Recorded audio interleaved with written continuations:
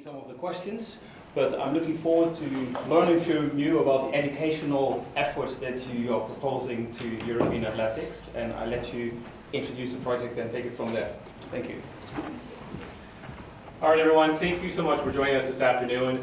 For the next 20 minutes, what we'll present to you is our take or our recommendations for the European Athletics Association's development in their education program. We are Michael Collins, Madison Serberg, Dimitrios Palamenos, and myself, Goran Miletic, and our esteemed guests at European Athletics, Marko Vasic, Mark Sinte, and Sandrine Glacier. So, as we understand it, the current education program, or the state of affairs of the European Athletics Association, is they run through a number of conferences and seminars and workshops through instructor-led workshops. So basically what they do in this case is they go through a multiplier process. So the people that are attending, comprising of administration, comprising of athletes, coaches, and a number of other attendees depending on the workshops. They expect the administration to return back to the member federations after the seminars to coach them on what they learned. Now the thing with that is in a lot of cases they don't know what the return on investment is. So if I'm a member federation attendee, I go back to my member federation. Whether or not I'm coaching the right education from what I've learned in the past, we're not entirely sure. So we want to make sure that the level of education being relayed back to the member federations is precise and that it works for everyone, and the multiplier process is not just the multiplier process. So based on this, we worked with a number of, thank you. So based on this, we understand that having a number of conferences and seminars across the year can be costly. You're thinking about transportation, you're thinking about accommodation, you're also thinking about whether you're paying the lecturers or not. So with that said, we wanted to deliver a proper education process that can last for a 4-year period. We want to make sure the structure and the content is reliable. We wanted to make sure that the reach can go further than just the 50 to 20 people that attend the conferences. And we also want to make sure that the measurement and assessment is accurate, because as you know, we don't know whether or not the people that are attending these conferences are educating their staff back at home. And finally, we want to make sure that we reduce the costs of the key performance indicators. So this brings us to this main point. So why e-learning? So this is the focus of our project, is to transition a lot of what they currently do, which is physical conferences and seminars, into an online learning platform.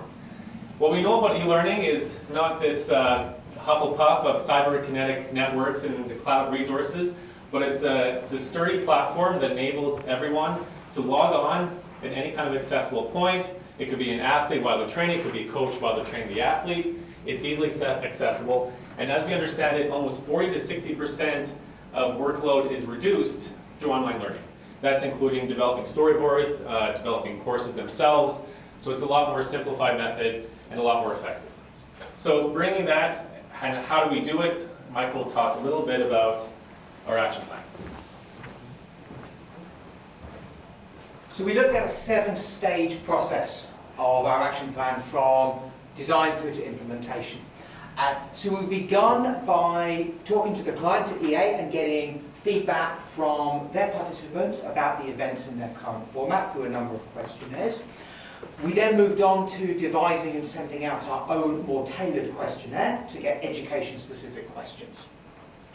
From those, we were able to begin the process of assessing the market for e-learning platforms, which we felt best met the needs.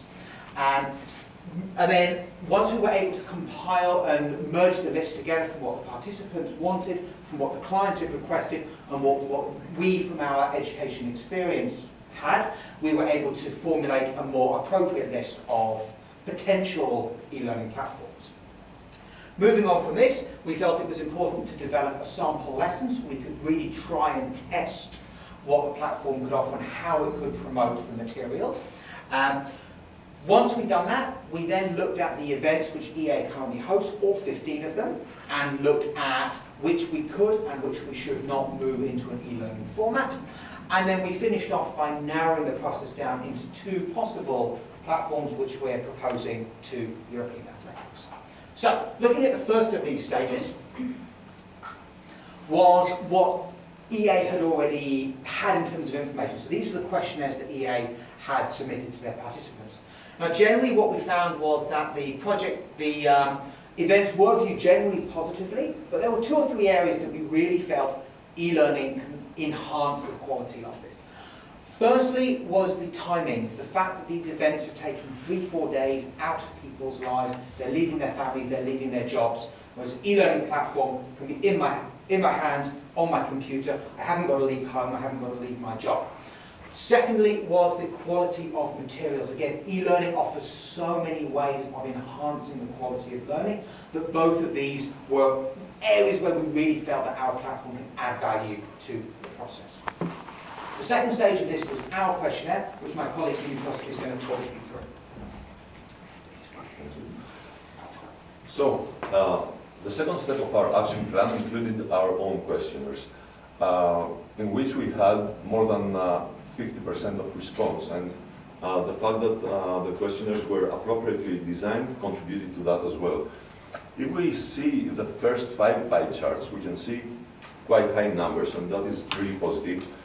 Those, namely, reflect the participants who feel that being flexible and attend courses whenever they want, that would be a great advantage. These are the participants who feel that the content of the current seminars is satisfying or very satisfying. 89% of those are open to online learning. 73% of those feel that education drives attendance, meaning that learning something new makes you always feel better to be educated. And those are the ones who already have an e-learning experience.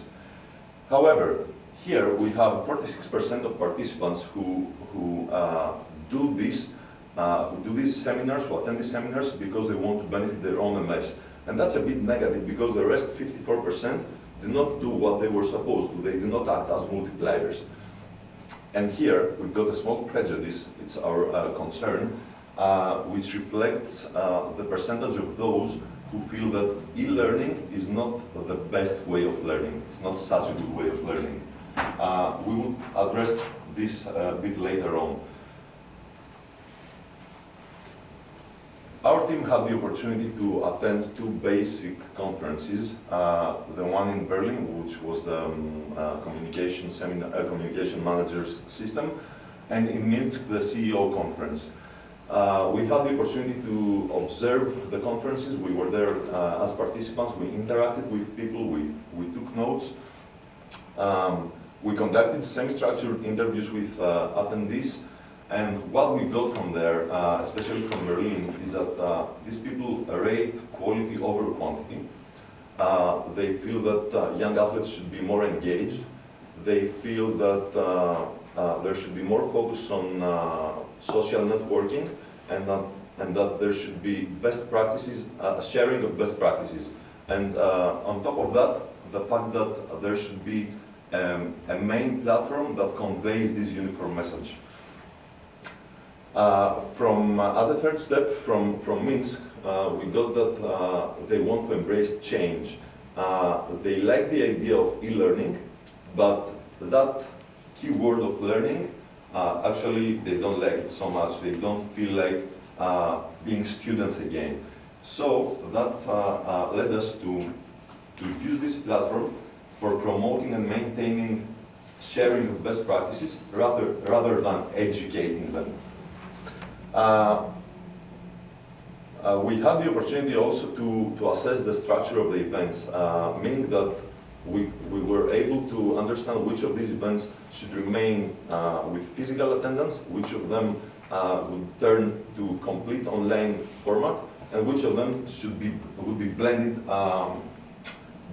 meaning that an online conference would follow up a physical attendance seminar.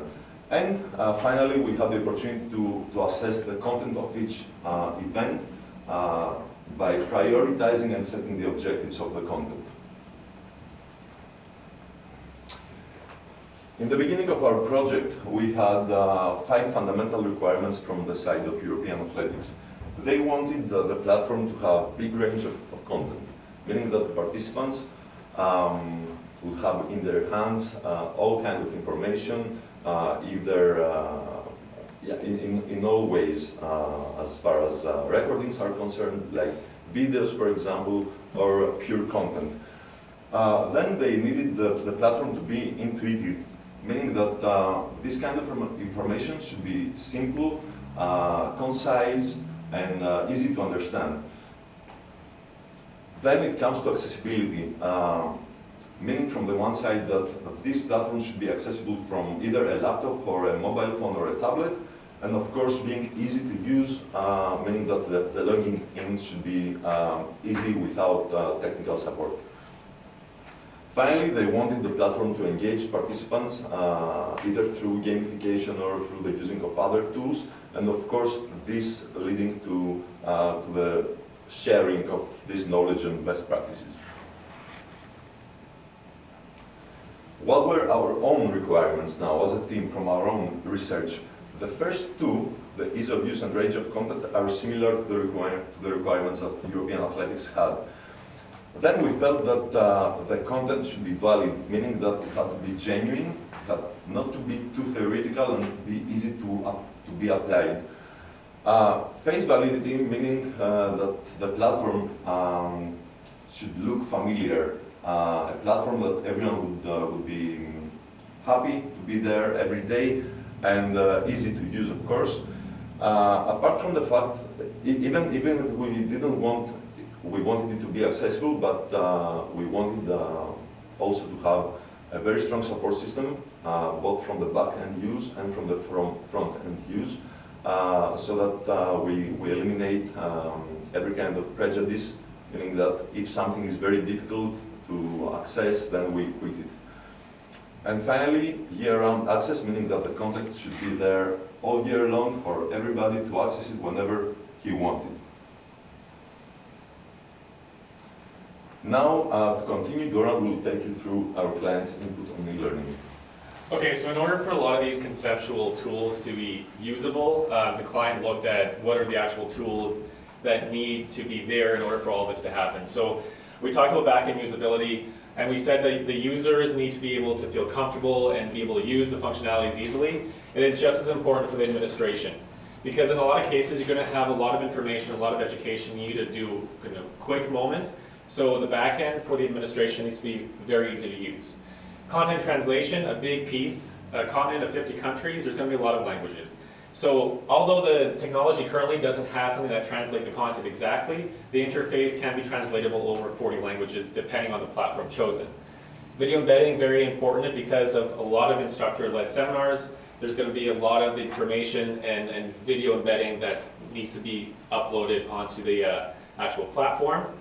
Cloud format is very important. So cloud format, as we understand it, it needs to be an archive of all the content. It needs to go somewhere, saved, reused, everything like that. The most important thing about cloud format is for the platform to have a single user sign-on, which means that whether you're using the current platform at EA, which is the Arena, or if you're using the current eLearning platform that you may or may not choose out of this presentation, is essentially dependent on whether you can use the login for both at the same time versus having to log in several different platforms.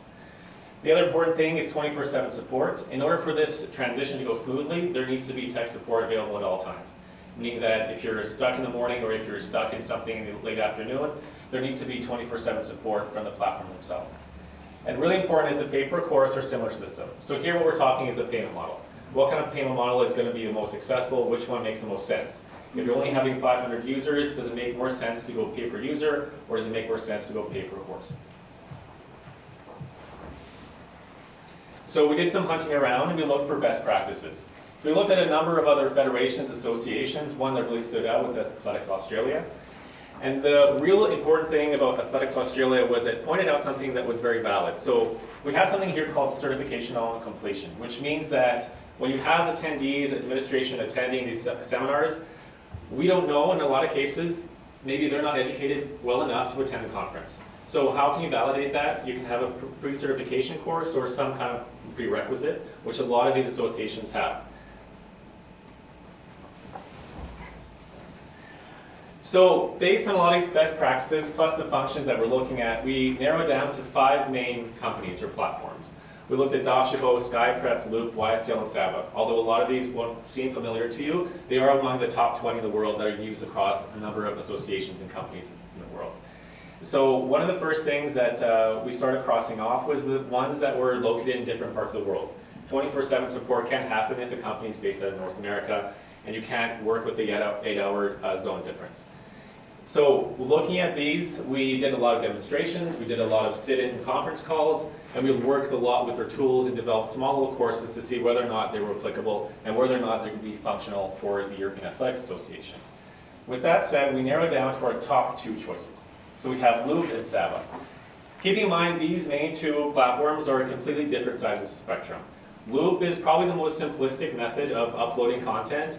It's basically a blog type platform. So you can do video embedding, you can do write-ups, you can do blogs, you can do private groups, which is very easy and very accessible. And it's also best for European Athletics considering all the administration travels all the time.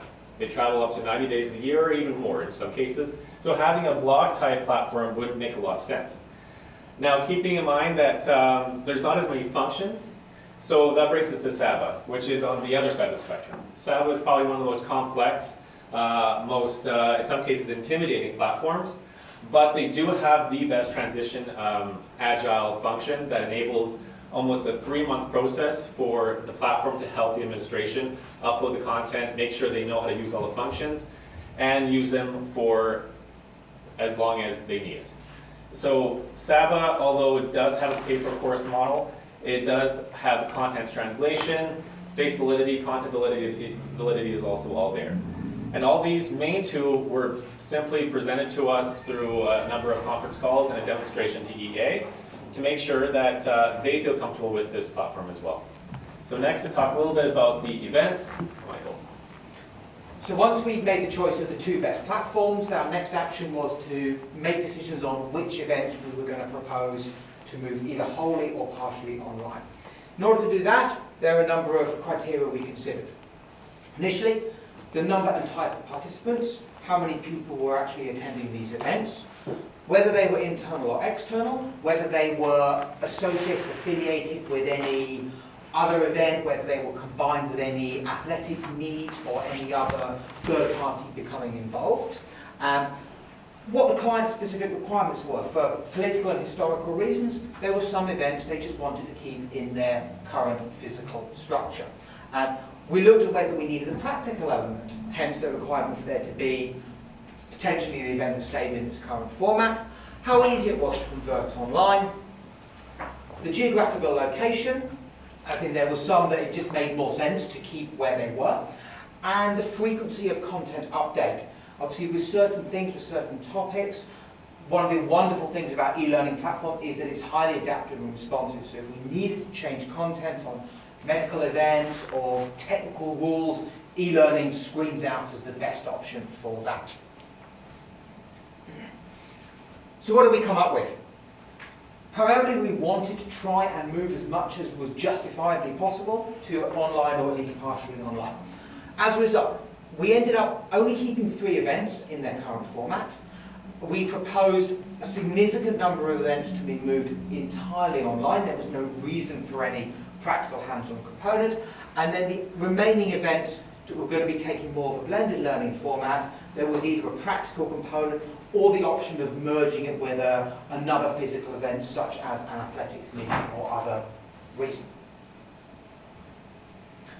So all of that brings us back to meeting the results that we set out for. So going back to our initial 5-step plan, we wanted a sustainable education plan. Both Loop and Saba are highly sustainable, updatable, and grow with the user.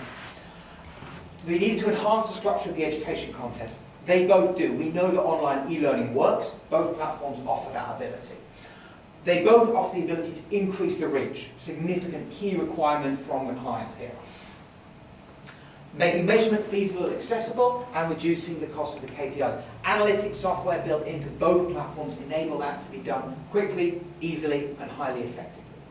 So that's our plan. The last thing for us to do would be to communicate it, and Madison is going to talk you through the last stage of that. So regarding communication, what was really difficult is that European Athletics has multiple targets.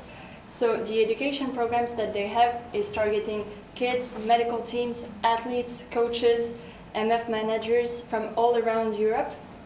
So we had to come with one clear message, which was not to have a basic education tool, but really to have a platform that can share, where they can share and exchange their knowledge and share best practices.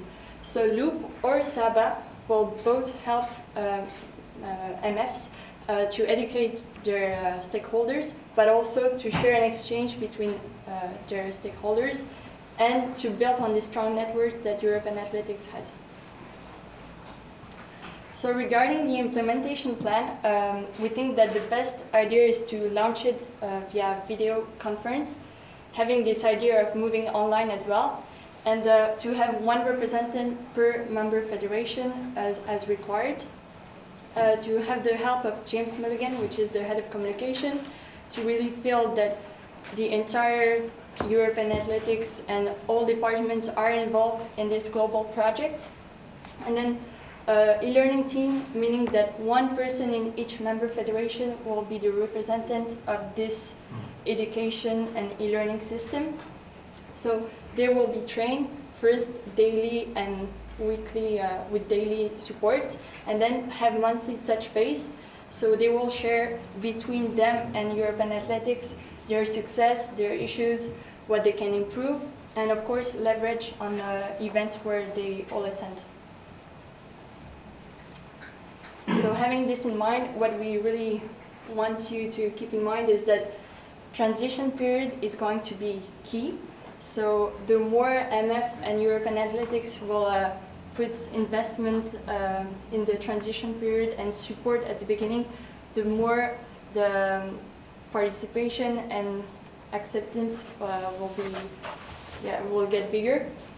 Regarding branding is really to keep on side this education word, because of course it's an education tool, but it's more than this. It's really a platform to share and exchange best practice and knowledge. Gamification is to focus on having fun, spare time, not have to travel so much, feel rewarded, have certification, stay in touch. So as we have seen in Minsk and in Berlin, networking is really important for them. They share a lot between WhatsApp, Facebook, and all of this. So it would be a great platform for them to continue all along to share what they do within their own federations. And they fall home-based, meaning that has to be the go-to platform in the morning where they have the communication between all the MFs and also all the European Athletics content.